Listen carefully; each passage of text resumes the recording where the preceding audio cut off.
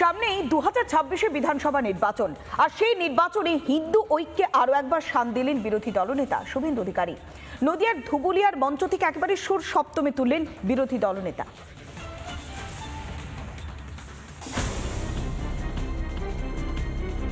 মুখ্যমন্ত্রী বলেন ধর্ম যার যার, উৎসব সবার, আর বিরোধী দলনেতা বলে ধর্ম যার যার, রক্ষা করার দায়িত্ব তার তার।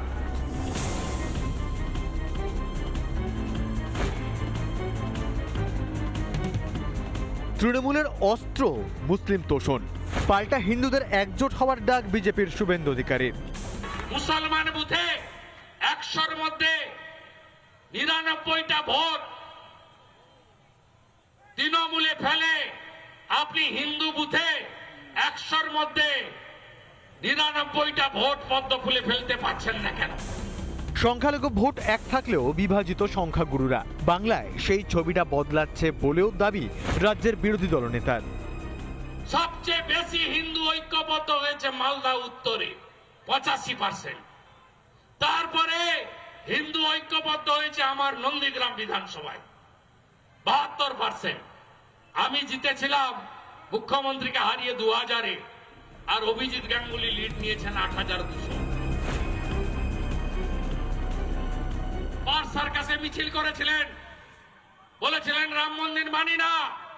এই মুখ্যমন্ত্রী বলেছিলেন 66 কোটি হিন্দু স্নান করেছে, আর এই মুখ্যমন্ত্রী বিধানসভায় দাঁড়িয়ে বলছে মৃত্যু কুম্ভ ভুলে গেছেন।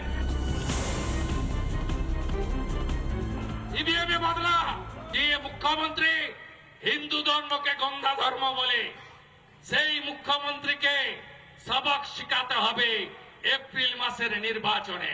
পাল্টানো দরকার, চাই বিজেপি সরকার।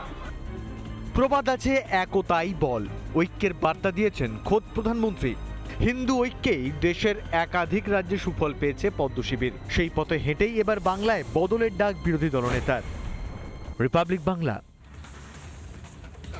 নানা ধরনের কন্টেন্ট দেখার জন্য লাইক করুন, শেয়ার করুন আমাদের ফেসবুক পেজ, সাবস্ক্রাইব করুন আমাদের ইউটিউব চ্যানেল। পাশাপাশি অন্যান্য ব্রেকিং নিউজের জন্য অবশ্যই চোখ রাখুন রিপাবলিক বাংলায়।